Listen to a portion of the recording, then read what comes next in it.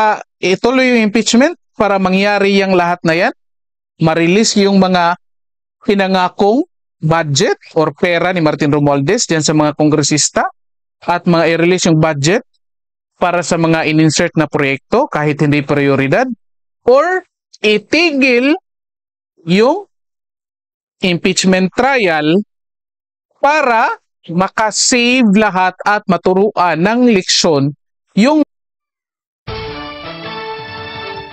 Okay, magandang araw po sa inyo lahat and welcome ulit dito sa ating Utang Tabunan PH channel mga kababayan. And nandito naman po tayo para sa ating panibagong reaction video ngayon. Ngayon po ay June 7, 2025 at araw ng Sabado. Ito mga kababayan, anong pag-uusapan natin ngayon? Ito, mahalaga ito mga kababayan. Lalo na sa mga taong naghahanap ng moral aspect ng impeachment trial ni VP Sara mga kababayan. Okay? Bakit? Anong pag-uusapan natin? Ito, ang pagbasura ng impeachment ni VP Sara ay morally sound at ethically sound kahit mukhang or lalabas na magiging unconstitutional. Okay, yan yung pag-usapan natin mga kababayan. At bakit? Stay tuned kayo hanggang sa huli kasi explain ko mga kababayan kung bakit nagiging morally sound po ito. Kasi meron tayong mga nakikita, lalo na yung mga nasa religious groups mga kababayan, nagsasabi na immoral daw kapag ipigil. Okay? At yan, kukontrahin natin. Okay? At bakit natin nasabi na morally sound at ethical itong magiging pagbasura ng impeachment trial ni VP Sara. At mukhang kung sino mang senador ang magbabasura nito mga kababayan, mukhang magiging proud tayo kasi naninindigan sa kung anong tama kahit magiging unconstitutional. Okay? Well, anyway, yan nga, tanong natin. Saan ba kayo? Or kayo, sagot kayo dyan, or comment kayo dyan mga kababayan. Doon ba kayo sa morally correct or sound kahit magiging unconstitutional, or doon kayo sa legal pero immoral? Yan yung tanong. Yan yung sagutin ninyo mga kababayan dyan sa comment section. At ito. Okay? So, bago natin i-discuss mga kababayan, isa sa ating bago natin i-explain yung lahat na yan, balikan muna natin itong si Congressman Toby Chanco mga kababayan. Kasi dito natin uumpisahan yung pag-uusapan natin. Okay, so na-interview na ito I think 3 weeks ago at pagkatapos ng eleksyon at binulgar niya lahat kung ano nangyari. Okay, so ito pakinggan, naka-speed up ito mga kababayan, hindi natin ito tatapusin lahat-lahat kasi iba't ibang topic yung pinag-usapan nila dyan. Yung itong party lang and then discuss na natin. Okay? By the way, bago natin i-play mga kababayan, paki-like po and share ng videos natin. At din paki-subscribe din po sa ating channel. And sa lahat na nakapag-subscribe na, maraming salamat po sa inyong lahat. Palakpakan tayo dyan. Eto mga kababayan, i-play na natin. Yung sinasabi, okay, bakit ba nila kailangan gawin? Hindi ko maintindihan kung bakit nila kailangan gawin. Ngayon ko lang natuklasan na yung aking duda nung unang-una pa lang kung bakit nila pinipilit yung impeachment na yan ay tama. And it was because of the conditional release. Sir, could you continue that? Conditional release ng... Di ba, okay. Di ba saan ba nagsimula yung problema ng administrasyon? Nagsimula yung problema ng administrasyon nung hindi nila sinunod yung budget ng Pangulo. Ang nangyari, hindi nila sinunod, ang dami-dami lang ginalaw. Later on, nagpasa sila ng budget na ayaw ng Pangulo. Okay? Ngayon, because of lack of time, hindi na veto lahat ng mga hindi dapat na items na handon, di ba? So, ang ginawa ng executive is, di ba nagkaroon ng sinabi conditional release. We will review all the line items. So, ano nangyari? May na-hold. Okay? So, noong pinipilit nila ilabas yung mga projects na for conditional release, iniisip-isip ko na noon na ito yung reason para doon sa impeachment para mapilitan yung executive branch na ilabas yung budget. So ito hindi ko mapatunayan nun. Pero for the record, nag-text ako na yan ang duda ko kung bakit nila ginagawa. Okay. Sir, in which case, in which case, are you saying therefore na Malacanang was not convinced of the need to pursue the impeachment at that time? Until now, I am 100% sure na hindi kumbinsido ang presidente. Bakit? On the day of the signing of the impeachment, I was with the president. Klaro lang natin mga kababayan na hindi kumbinsido, makaiba yan sa hindi gusto. So, pwede namang sabihin natin, gusto ni PBBM na maalis si VP Sara or ma-impeach si VP Sara, kasi nga binabanatan siya nito. Pwede namang ganyan, pero kumbinsido yung ginamit na term. Ibig sabihin, si PBBM, walang nakikita, kahit si PBBM at si Toby Chanco mga kababayan, walang nakikitang magandang rason dyan sa pag-impeach kay VP Sara. Okay? So again, iklaro lang natin na magkaiba yung gusto at kumbinsido. At ginamit ito kumbinsido mga kababayan. Ayan, patuloy natin. Then for a meeting regarding the alyansa, magmula nung simula na nagpipirma hanggang matapos, hindi namin pinag-usapan. Hindi niya sinabi bakit ka hindi pumirma. Pagkatapos lumabas yung resulta, hindi man niya lang sinabi sa akin, oh Toby, naka 215 tayo. We never talked about it. Yeah. Isang beses na pag-usapan namin, I think 2-3 weeks after, siya yung nagtanong, ano ba yung nangyari? Bakit nila pinilit yung impeachment? Wala bang kalaban yung mga yan? Sabi ko, sir, hindi nga ako sinama, so hindi ko masasagot bakit na tinuloy. Okay? Next, okay, fast forward. So, naka-hold pa rin yung mga conditional release. And up to now, I think there's mga 90 billion pa na naka-hold. Kasi talagang... So, 90 billion yan mga kababayan ha? 90 billion na naka-hold pa ng mga projects na in-insert dyan sa 2025 budget. Ha? Tandaan nyo yan. So, pinapressure nila ako na i-release yung mga infrastructure projects for conditional release. Sabi ko, hindi pa pwedeng i-release yan. Kasi nga, tinitignan pa kung yan ay mga legit projects. Hindi. Yep. But sir, okay, ang sabi nila sa akin, nung dalawang umausap sa akin na pinapunta ni Speaker, pero naipangako namin yan, paano yung mga pumirma ng impeachment. So, nag-report ako kay Presidente, sir, kung ako, checkin muna natin kung legit yan. Pero pinipressure ako, ang sinasabi nila, yan daw, ipinangako nila. Ang sagot sa akin ni Presidente, wala tayong pinangako ganyan. So sabi ko sa kanya, sir, ito na yung sinasabi ko. Ginawa na impeachment so that they can pressure the executive na pinapirma namin itong mga to para ma-release yung mga conditional release. So ibig sabihin, binenta nila yung political capital ng Pangulo. and yet the first person to sign the impeachment complaint was Congressman Sandro Marcos, which is why it was widely seen, sir, na meron tong blessing ng Malacanang. How do we reconcile? Stop lang muna natin dyan mga kababayan kasi patungkol na dyan sa again, nakuha nyo naman yung kahit yung parte lang yun mga kababayan ha, na kung saan pinaliwanag dito na nakapirmahan dyan sa impeachment kasi anong tawag nito?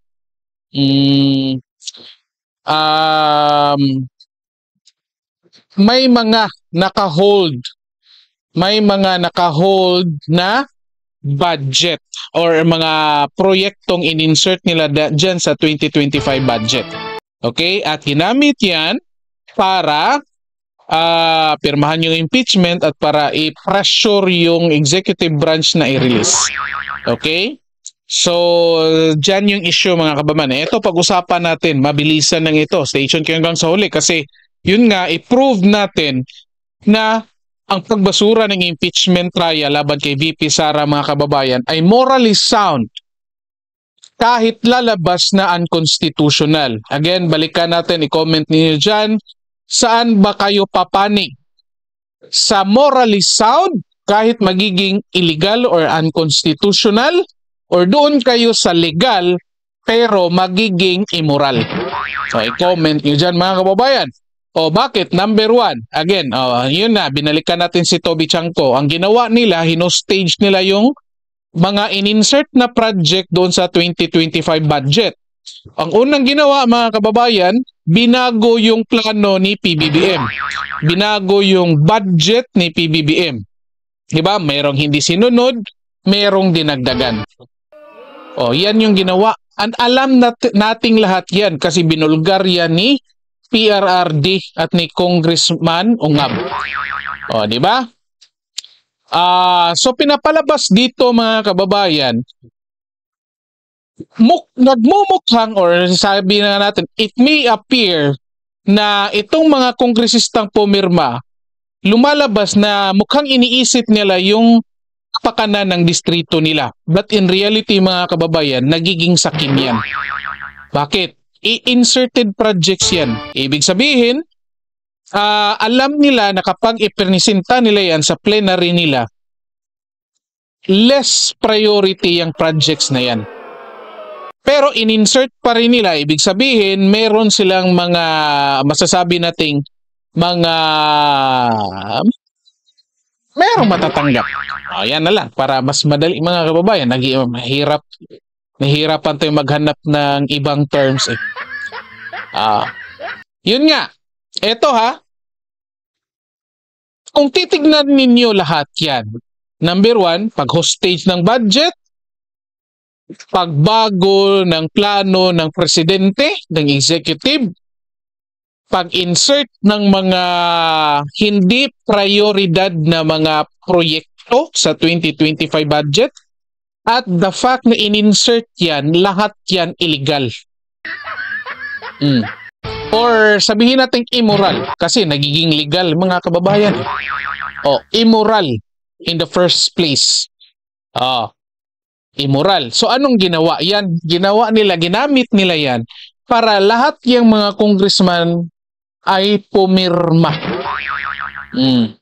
So bakit natin nasabi na kapag ibasura yung impeachment laban kay VP Sara Duterte ay magiging morally sound or ethical, kahit magiging illegal or unconstitutional? Ito mga kababayan, kung itutuloy nila ang impeachment trial, number 1 kapag matuloy yung impeachment trial laban kay VP Sara, ang mangyayari, lalabas na kinukonsinti ng mga senador lahat ng mga kongresistang pumirma, at lalo na si Martin Romualdez na may gawa niyan lahat, na nag-hostage ng budget. Kinukonsinti ng mga senador at lalo na ng taong bayan ang ginawa na nilang kamalian or immoral. Sabihin natin immoral kasi legal naman nagmumukhang legal kasi yung impeachment, trabaho nila yan, so legal. Pero yun nga, pag-hostage ng budget, immoral. So kapag itutuloy nila yan, kahit alam ng mga senador itong sinasabi ni Toby Chanco, kinukonsinti nila. So parang hinahayaan nila na sige, gawin nyo ulit yan sa susunod na kahit sinong impeachable officer, presidente, vice president, chief justice, gawin nyo ulit yan. Parang hinahayaan nila. At tayo naman taong bayan, kapag hinahayaan natin yan, parte na rin tayo ng ginawang mga immoralidad ng mga kongresista, mga kababayan. Okay? So again, tinitignan natin dito yung tinatawag natin sa ethics mga kababayan na lesser evil. Okay? Marami sa atin tinitignan na greater evil si VP Sara kasi gumamit ng pera ng taong bayan. Pero hindi nila tinignan kung anong ginawa ng mga kongresista at ng kanilang speaker. Number 1, yun nga, minention ko dun sa 2025 budget, sa pagbago ng plano ng presidente, sa pag-insert, the fact na in-insert yan, immoral, at sa mga proyektong in-insert na hindi priority, lahat yan, unethical yan. So, greater evil yan compared doon sa paggamit ng confidential funds ni VP Sara na kung saan pwede namang ma-account mga kababayan. Okay? Yun nga, unang-una, kung itutuloy ang impeachment, hinahayaan natin sila na gawin ulit yan. Hinahayaan ng mga senador na gawin ulit yan. Okay? Oh. At ito, pangalawa. Paggamit ng mga resources ng gobyerno, mga kababayan.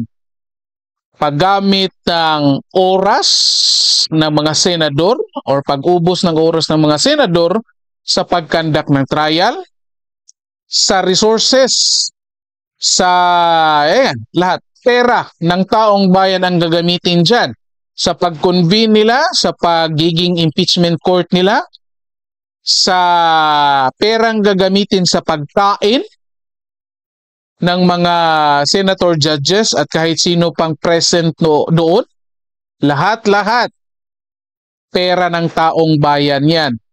So ngayon, alam ng mga senador na ang impeachment na ipinasa galing sa Congress ay bunga ng politika. At kung hahayaan nilang matuloy yan, uubusin nila ang pera ng taong bayan para lang pagbigyan ang political advantage ng mga kongresista, mga kababayan. Or political favors ng mga kongresista, lalo na ng speaker. So anong tawag ninyo dyan? Okay? Again, lalabas na illegal, pero sabi ko nga, morally sound naman kapag itigil yan. Kasi kung itigil yan, impeachment trial, ako honestly mga kababayan, okay rin na rin sa akin na ituloy yan kasi para masagot nga ni VP Sara. Pero, iniisip ko ngayon mga kababayan, na mas magiging morally sound at ethical itong pagbasura ng impeachment trial kasi hindi gagastos ang gobyerno ng pera ng taong bayan para lang pagbigyan ang political advantage ng mga kongresista at ng kanilang speaker. So, di ba? At ito pa. Ano na, pangalawa na. Ito, pangatlo na. Yan ha, pangalawa natin, paggamit ng resources ng taong bayan or pera ng taong bayan. So, uubusin nila ang pera ng taong bayan para lang ipakita na legal itong ginagawa natin kahit magiging immoral. At the same time, sasabihin doon sa mga kongresista, sige, pinagbigyan namin kayo para sa gusto ninyo. Di ba? At ito, pangatlo. Yung pag-hostage ng budget, mga kababayan, in the first place, immoral din yan. Nandyan yung corruption in the first place. Again, kung ituloy yung impeachment trial, the same thing, mangyayari ulit yan. Kahit hindi na si Vice President Sara Duterte ang nakaupo or kahit hindi na mga Duterte ang nakaupo. Kasi nga, pagbibigyan ng mga senador kung ituloy nila yung impeachment trial. Makikita at maiisip ni Martin Romualdez at ng ibang mga kongresista na pwede palang gawin yan.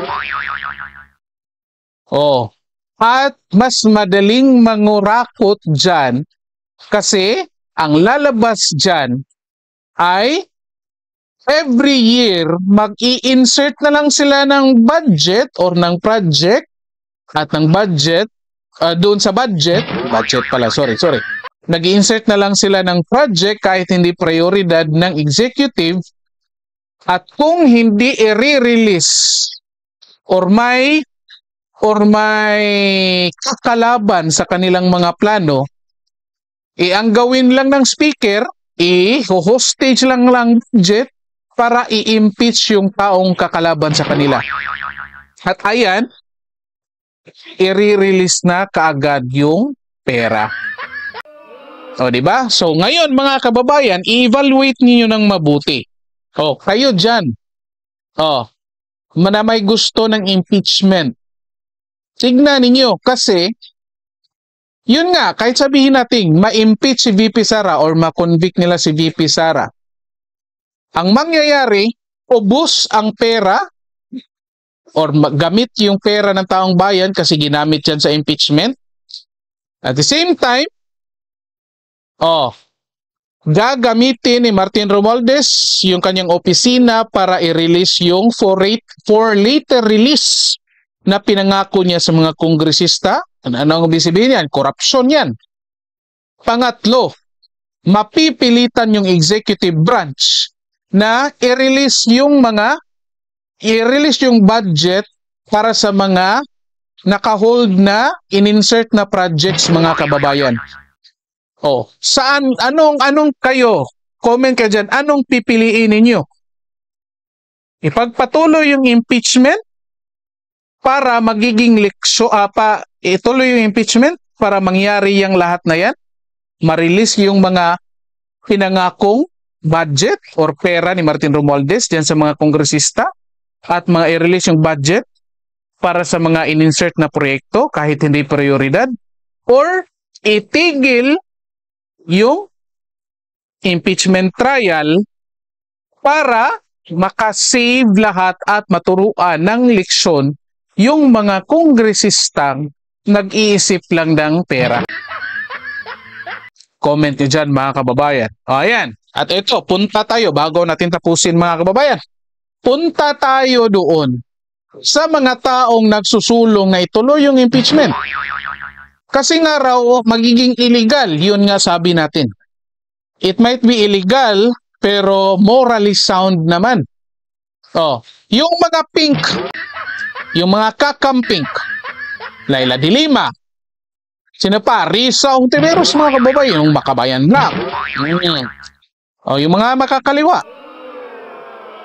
At meron ding ibang mga religious groups, mga kababayan. Unfortunately, merong mga pari. Ako, Katoliko din ako, mga kababayan. Meron din ako mga kakilalang mga pari na kung saan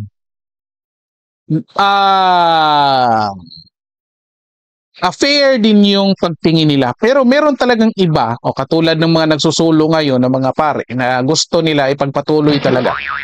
Ito, challenge ko sa inyo. Expected na, ina-expect natin yan kasi nga mga pari ito, ini-expect natin na maganda yung moral evaluation nila dyan sa impeachment trial. Tignan ninyo ngayon. Saan ba kayo? Pagpatuloy itong impeachment para mapagbigyan itong plano ng mga kongresista at ni Martin Romualdez, or itigil ito para maturuan ng leksyon at magiging morally sound at magiging inline ito with the morality, mga kababayan. Okay? Ang huli, kung gusto nila ng accountability ni VP Sara, mga kababayan, para hindi magamit, hindi maubos ang pera ng taong bayan sa impeachment trial at resources ng gobyerno sa pag-trial nila dyan sa Senate, hindi po immune, walang immunity ang Vice President sa kahit na anumang kaso. Pwede silang kung gusto nila ng accountability, mag-file sila sa fiscal or sa ombudsman para mapanagot nila si Vice President Sara Duterte, at the same time para walang politika. 'Di ba? Kung totoong gusto nila. So again, para sa akin, ang pagpigil, ang pagbasura ng impeachment laban kay VP Sara ay morally sound kahit magiging illegal yan. Okay? Kasi kung gusto ng accountability, pwedeng mag-file ng kaso na pag-uusapan niya na walang politika, mga kababayan. Well, anyway, dito na lang po muna tayo. Paki-like and share po ng videos natin. And then paki-comment po kung agree or disagree kayo dito at anong parte na pinag-usapan natin ang disagree kayo. Okay? And then, huwag kalimutan mag-subscribe sa ating channel. Okay? Maraming salamat po sa lahat at magandang araw po sa inyo.